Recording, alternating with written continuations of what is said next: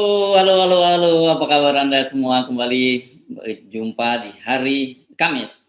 Cuaca cerah. Ini kalau Anda lihat di belakang Bung Rocky hijau gitu ya. Apa tanaman-tanaman menghijau. Ini tanaman-tanaman apa ini? Bukan tanaman artificial ya. Karena ya sama enak sekali ya sambil ngopi atau ngeteh itu dengan mangkok besar. Oke, ya. Walaupun sebenarnya kemarin ternyata Anda itu bersama saya jadi juga dilaporkan ke polisi, tapi pindah tidak dari Bareskrim jadinya ke Polda, dan yang dilaporkan itu bertambah satu orang, namanya Adi Masardi. Karena Adi kemarin sempat membuat konten dengan saya, dia mempertanyakan mengapa saya nggak ikut dilaporkan, gitu, karena dia merasa bahwa saya didiskriminasi, tidak menjadi bagian dari civil society yang memperjuangkan soal pluralisme di negara ini, gitu. Ini agak lucu juga Bung Adi ini. Jadi kelihatan memang ini paket yang namanya paket hemat. Jadi satu kali itu semuanya didaftarkan. Terus nanti minta polisi pilih yang mana yang paling berpotensi untuk didelikkan tuh. Jadi kelihatan ini kelompok yang ya mungkin waktu rapat mereka nggak tahu apa deliknya nanti, tapi yang penting laporin dulu deh supaya ada kekacauan. Justru mereka yang bikin kekacauan. Kalau mereka otaknya bagus, dia laporin aja kan individu satu, oke. Yang lain nanti jadi saksi. Ini rame-rame dilaporin kan. Jadi justru mereka yang meresahkan publik. Orang udah mulai lupa apa sih MUI, apa sih Romo Beni. Tapi dia ingatin ulang kan, dan orang ingat lagi, oh begini cara balas dendam gitu kan. Jadi sebetulnya kelakuan semacam ini yang juga nanti bikin pusing polisi nih. Polisi juga akan nanya nih, kalian serius nggak sih? Kok kemarin cuma 3, sekarang jadi 4, besok bisa 7. Nanti kita sibuk ini buat baca file kalian yang berubah-ubah. Jadi kumpulan orang yang mungkin dia nggak tahu bahwa di belakang dia ada desain yang nyuruh mereka ini untuk laporin. Nah, lebih gila lagi tuh ngelaporin Hersu Adi Masardi. Yang dari awal Orde Baru kita mempertahankan masyarakat bebas supaya nggak ada rasisme, supaya nggak ada SARA. Tuh saya mendirikan Setara Institut justru untuk membasmi soal-soal semacam ini tuh, termasuk juga Romo Ben di situ tuh. Adi Masardi adalah orang yang kenal watak Gus Dur. Jadi bagaimana poinnya? Siapa lagi tuh? Pigai itu Komnas HAM. Polisi nanti bingung, kan orang akan lihat reputasi orang-orang ini di bidang SARA itu seberapa banyak tuh, baru ada konteksnya. Kalau dari awal kita memang SARA rasis, iyalah itu kita datang sendiri aja bilang memang kita SARA rasis. Jadi ini juga memusingkan nanti pembuktian. Tapi udahlah, saya anggap ini sebagai kehebohan kecil dari kedunguan besar. Ya. Nah, Refli Harun juga merasa bingung. Nih, jadi apa urusannya ya? Saya dilaporin yang bagian apa, kata dia. Kenapa nggak orang seluruh Indonesia aja yang dilaporkan? Karena kan yang mengecam Romo Beni itu banyak sekali, netizen juga banyak banget kan gitu. Makanya saya juga tertawa-tawa saja, dan kemudian ketika membaca di media, ini saya baca media, memang saya jadi paham karena disebutkan begini katanya, Peter disebutkan bahwa ini salah satu pengacara itu menyatakan bahwa mereka itu perlu didengar, tapi bahwa nanti penyelidikan siapa yang layak dimintai pertanggungjawaban pidana dan siapa yang tidak layak sepenuhnya wewenang penyelidik dan penyidik. Ini kan ngasih beban penyidik, kasihan. Beban polisi itu terlampau banyak, saya kira persoalan-persoalan masalah-masalah keamanan, kejahatan yang terus meningkat dan sebagainya, itu masih disuruh ngurusin yang begini-begini lagi gitu. Ini tim, saya nggak tahu siapa konsultan mereka, kan mereka lawyer juga, pasti ada konsultannya yang mungkin nggak pernah lulus mata kuliah hukum perdata 1 atau nggak pernah ikut moot court, sehingga membuat surat laporan aja nggak bisa itu kan. Jadi ini jadi sumir akhirnya tuh. Nanti polisi bilang, oh ya dari yang semua itu kami nggak lihat yang ada. Kan bukan tugas polisi buat nanti polisi bilang, oh ini masih kurang nih, tambahin lagi. Lalu dia tambahin orang-orangnya. Padahal polisi bilang tambahin argumennya tuh. Tapi dia berpikir polisi mungkin sebut tambah nanti Din Syamsuddin dimasukin, atau jadi saksi nanti Romo Magnis dijadiin saksi gitu, atau bahkan si kardinal Tuan Kardinal akan dijadiin saksi. Jadi soal beginian ini bikin kacau gitu. Jadi udahlah, ini lanjutkan aja kedunguan ini. Kira-kira begitu kesimpulannya. Oke, kalau gitu kita beralih saja ya. Karena hari ini hari ulang tahun, bukan dari ulang tahun ya. Ini tanggal 2 bulan 12 nih, biasanya ada reuni 212. Tetapi kelihatannya polisi nggak mau tawar-menawar, betul-betul disekat semua perjalanan menuju ke Monas, dan mereka tidak pernah berikan izin, baik di Jakarta maupun di kota-kota lain termasuk di Jawa Barat. Nah, ini nggak ada kompromi lah untuk 212, dan polisi menyatakan ini bukan unjuk rasa, tapi ini keramaian, dan keramaian itu ada pidananya di tengah pandemi. Saya kira juga panitia 212 mengerti itu karena dia bikin proyeksi pasti soal unjuk rasa, soal kerumunan nih. Tapi saya mau terangkan bahwa harus ada kesamaan di depan aturan, bukan sebenarnya di depan hukum.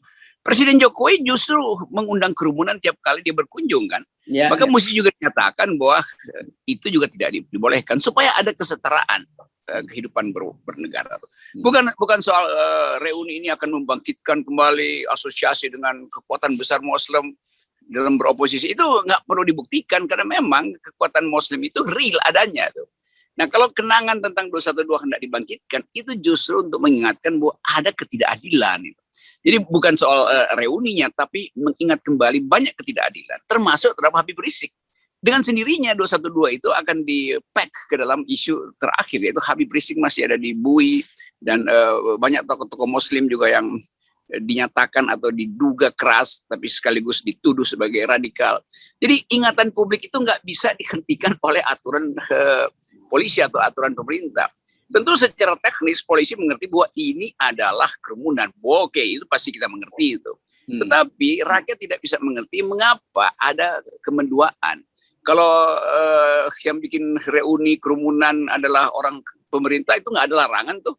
Jadi ini sebetulnya yang disebut etika di dalam kehidupan kita, yang jauh lebih unggul sensitivity publik terhadap etika daripada terhadap aturan.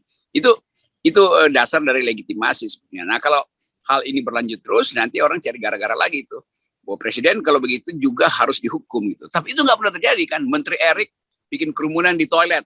Itu kerumunan juga kan. Karena paling nggak ada tim di sini. Kan itu bukan cuma Erick Thohir dan si penjaga toilet yang wawancara. Itu pasti mungkin ada 30-40 tim di belakang dia yang berkerumun. Ambil angle ini, Pak Erik coba bergerak sedikit ke kiri itu. Itu di belakang itu pasti kerumunan. Ya. Oke. Karena Anda sudah ngomongin Pak Erik, kita sekarang ngomongin soal kabinet. Saya ada membaca dua berita ini berkaitan dengan kabinet. Satu, pertama berkaitan dengan Pak Luhut, yang dia katanya menginstruksikan bahwa para menteri dan pejabat dilarang untuk keluar negeri. Dan kedua soal Erik ini, Erik berbalas pantun dengan komisaris utama Pertamina, Ahok. Ini ada kaitannya dengan 212 aja kalau Ahok. Tapi saya membaca berulang-ulang ini pernyataan dari Menteri Pak Luhut. Tapi saya belum dapat sumber resminya. Ini cuma saya baca di Tempo disebutkan bahwa cegah penularan COVID varian Omikron, Luhut larang pejabat negara ke luar negeri. Saya sih ngerasa ada yang salah dengan judul ini. Masa iya sih Pak Luhut yang melarang para menteri gitu ya? Bukannya presiden pernyataan ini. Ini yang saya kira saya mesti sorot itu, dan mesti kita sorot itu, Bung Rocky. Ya, karena Pak Luhut merasa bahwa sebetulnya nanti juga perintahnya itu datang dari presiden. Jadi dia dahulukan aja tuh kan. Kan Pak Luhut bisa baca pikiran presiden. Nanti juga Pak Luhut yang akan diminta untuk memberi sinyal itu tuh. Selalu dalam keadaan tidak ada inisiatif, Pak Luhut yang ambil inisiatif. Jadi kecepatan sebetulnya Pak Luhut. Tapi nanti juga berlangsung seperti itu. Yang juga aneh adalah dilarang keluar negeri itu. Sebetulnya di dalam keadaan pandemi karantina dilarang TKA masuk ke Indonesia dan pejabat-pejabat luar negeri. Maksudnya kita yang menutup orang masuk, bukan kita yang melarang orang keluar. Itu juga ajaib logikanya kan. Orang yang keluar ya nggak usah dibawa masuk lagi kan. Tapi tetap soal penularan itu kan karena bandara dibuka pintu masuknya tuh. Jadi disembarkasi yang mesti dilarang, bukan embarkasi itu. Kalau dalam perbandingan logika begitu sebetulnya. Tapi biasa Pak Luhut tentu mau memperlihatkan lebih awal bahwa dia menangani dengan serius COVID ini, karena itu dia larang pejabat. Nah itu sebetulnya soalnya tuh. Dua kesalahan. Iya, bahwa publik kemudian memahami loh. Kok Pak Luhut yang melarang para menteri, bukannya Pak Luhut itu juga menteri kan gitu. Ini kok jeruk melarang jeruk ini kan jadi. Ya, orang anggap Pak Luhut itu Perdana Menteri kan udah diputuskan secara publik bahwa Pak Luhut adalah Perdana Menteri utama itu. Ya, saya kira dengan begitu kita saya pahami konteksnya ini, karena saya tadi mencari-cari berita ini, saya cari ini, saya kira salah ini judulnya gitu kan, karena nggak tepat gitu. Tapi oke lah, karena itu sudah jadi common sense gitu, jadi ya saya ikut saja apa yang menjadi common sense gitu ya. Jadi apa yang menjadi anggapan publik semacam itu kita ikuti. Begitulah, itu namanya de facto ya, Bung Rocky, bukan de jure. Betul. De facto ya. Beliau adalah Perdana Menteri itu. Ya, oke. Oke, kita tinggalkan itu urusan internal kabinet. Tapi ada urusan internal di BUMN ini. Sekarang kalau kemarin sempat berbalas pantun nih antara Ahok dengan staf khusus menteri, karena Ahok ini mulai dianggap campur tangan dengan urusan BUMN gitu, di luar kewenangan dia, dan kemudian akhirnya Erick Thohir sendiri yang turun tangan dan dia menyatakan bahwa harusnya Erick Thohir itu tolong dia, proyek BUMN merugikan itu tolong dia bilang review Pertamina. Nah, ini udah mulai dia minta, karena kan memang beberapa kali juga Ahok tuh dia pernah merasa bahwa dia sebagai komut tapi rasa dirut kan gitu. ini pernah juga, seingat saya pernah menyampaikan begitu. Nah, pengakuan mengejutkan Ahok, ini ada judulnya begitu. Dia pengakuan mengejutkan Ahok bahwa saya dirut nyaru komut, kalau ini bahasanya Ahok. Nah, sekarang kalau menurut staf khususnya Erick Thohir, jadi Ahok jangan jadi komisaris merasa dirut gitu. Nah, itu juga sindiran pada Pak Luhut, jangan menteri merasa Perdana Menteri, kan sama juga tuh. Karena itu. Yeah. Tapi ya itu memang itu seolah-olah ada keributan itu, Ahok versus menterinya, lalu ikut campur lah siapa tuh, Angga biasanya. Ya. Ya, Master Sinulingga tuh. Ya. Tapi orang anggap iya lu ribut aja, itu nggak ada impact apa-apa, karena ini adalah keributan di dalam kolam yang sama. Itu jadi gelombangnya itu kolam doang. Nanti juga berhenti karena nanti tukar tambah kan. Semuanya merasa bahwa ya mesti ada yang mengucapkan sesuatu. Nah, kasus kita sikut-sikutan di dalam kabinet itu yang sebetulnya terjadi kan. Jadi ya Erick berupaya untuk nyari popularitas, nambah popularitas, karena itu dia mesti ucapkan kalimat-kalimat yang seolah-olah bermutu. Padahal dari awal kita tahu bahwa politik itu bukan diucapkan karena mencari elektabilitas, tapi karena keteguhan dalam integritas. Kan itu soalnya. Kan nanti juga tiba-tiba nanti Ahok juga bilang, ya gue tahu lu banyak soal juga yang sembunyiin. Baru mulai ada headline kecil apa sebetulnya tuh, nanti berbalas lagi itu. Jadi keributan di dalam kolam, biarlah itu saling menerkam antara cebong aja tuh, nggak peduli saya. Jadi menurut Anda teruskan dorong Ahok untuk terus melakukan bongkar-bongkar begitu ya? Bagus sebetulnya, kan di antara mereka kan saling tahu apa yang disembunyikan kan. Pasti Ahok tahu banyak soal Erick lah, dan Erick tahu banyak juga soal Ahok tuh. Ya kita kipas-kipas saja. Ini fungsi kita mengkipas-kipas. Jadi kalau dibilang Rocky Gerung memprovokasi, memang kita mesti provokasi karena ini urusan internal dalam kolam. Nah, kita ingin provokasi mereka yang saling terkam di dalam kolam. Supaya apa? Supaya publik tahu bahwa saling menyembunyikan dusta itu akan memperburuk isi kolam, dan kolam yang buruk itu adalah kepentingan kita supaya kita bisa memancing di air keruh, kan begitu kan. Nah, tapi beda sekali ya kalau dengan kemarin ya. Kalau dalam kasus dengan Romo Beni itu kita mencegah jangan sampai airnya keruh gitu ya. Jadi itu beda. Ya. Kalau soal Romo Beni kita cegah supaya airnya jangan keruh, karena banyak orang yang ingin memancing di situ tuh. Karena itu kita kasih sinyal. Dengan kata lain, saya omelin Beni sebetulnya di depan publik supaya orang tahu bahwa kita punya posisi etis, integritas, bahwa soal-soal beginian jangan diajukan untuk jadi objek kekeruhan. Apalagi dari seseorang setaraf Beni, dia mau omong apapun orang akan lihat dia adalah Romo. Tempat Romo itu adalah di belakang mimbar umat, bukan ngoceh-ngoceh di depan publik itu. Dalam bentuk apapun, Twitter kayak komentar segala macam. Dan dia adalah BPIP, dibayar negara untuk menjaga kejernihan pikiran rakyat, bukan justru mengundang kontroversi. Itu bedanya. Nah, kalau soal kolam ya itu air yang memang kotor dari awal, maka biarlah kita. Nah, saya kira lain kali memang kita kalau bicara begini ini harus dibikin clear gitu, Bung Rocky, karena belum tentu bahasa-bahasa yang Anda sampaikan itu dipahami. Itu kalau kita. Saya suka lupa tuh. Ya. Saya pikir buzzer itu ada inteleknya.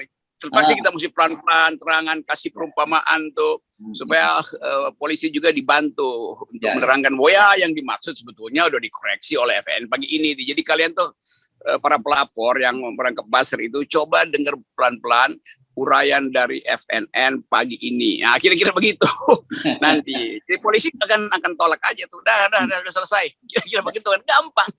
Ya. Oke, baik, terima kasih Bung Rocky. Tapi pada teman-teman alumni 212 yang mau tetap merayakan ulang tahun, kalau Anda tidak bisa merayakan secara bersama-sama, tidak melakukan reuni. Namanya kalau reuni itu kan ketemu, tapi sekarang kan reuni juga bisa melalui Zooming. Tapi juga semangat itu juga bisa tetap dijaga, tidak harus turun ke jalan, tapi di dalam hati kalau terus dijaga itu kan juga bisa gitu ya. Karena memang situasinya sekarang khusus untuk Anda, memang aturan pandemi itu berlaku. Ya, saya juga paham itu dan beberapa teman alumni 212 berhubungan dengan saya ucapkan selamat karena kita mesti ingat bahwa alumni 212 itu ada perhimpunan keadilan itu dan dalam upaya untuk meluruskan cara bernegara yang baik. Itu pesan moral pada waktu itu tuh. Dan karena itu waktu itu saya mendukung, bukan 212 yang saya mendukung, tapi hak 212 untuk berkumpul di Monas itu yang saya dukung. Karena itu saya sebut Monas itu adalah monumen akal sehat gitu. Dan saya anggap bahwa teman-teman di 212 adalah warga negara yang juga sama haknya dengan Erick Thohir, dengan Ahok untuk menuntut keadilan tuh sama-sama. Bahkan kita melihat bahwa keadilan substantif itu dihasilkan oleh protes 212 sebetulnya dalam soal kemerdekaan berpikir tuh. Kalau yang di istana itu ya keadilan untuk dirinya sendiri tuh. Ya. Itu. Ya, tapi kalau kita lihat kalau dihitung alumni itu karena kehadiran, sebetulnya Pak Jokowi juga bisa disebut sebagai alumni karena beliau hadir ya pada waktu itu dikawal oleh Pak Gatot. Jadi sangat bagus tuh kalau tiba-tiba sebagai sesama alumni Pak Jokowi mengundang gitu para panitia ini udah datang ke sana. Jadi udahlah nggak usah berkumpul, kita ketemu di istana ngobrol apa yang mau disampaikan. Itu pasti menurut saya jauh lebih bagus dan kemudian Pak Gatot ikut ngawal juga seperti dia dulu ngawal Pak Jokowi. Ya, kita masih ingat tuh peristiwa itu, ada sedikit hujan lalu adem suasananya tuh dan Pak Jokowi memutuskan untuk menemui demonstran itu di Monas, bukan ke Istiqlal kemudian dijaga oleh aparat yang berupaya untuk memberi rasa aman. Sehingga kita masih ingat misalnya ada sepasang pengantin yang diamankan oleh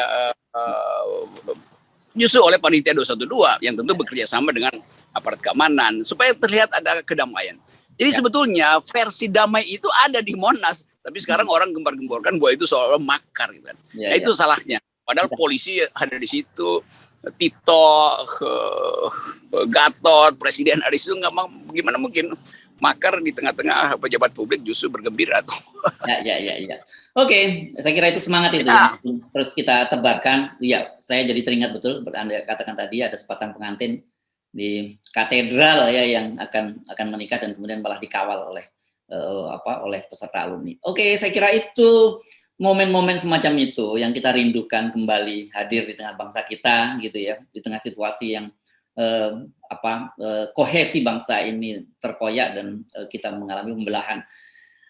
Masa-masa indah itu sebenarnya kita ingin segera kembali lagi tapi kelihatannya harapan itu sekarang ini kok kita belum melihat lilin di ujung gorong-gorong kalau mau menginjam bahasa Anda begitu. Oke, tetap kita anggap bahwa 212 adalah satu kumpulan keinginan untuk menghasilkan ulang Indonesia yang damai dan bermutu. Oke. Salam akal sehat, selamat reuni secara offline teman-teman di 212. Assalamualaikum warahmatullahi wabarakatuh. Waalaikumsalam warahmatullahi wabarakatuh.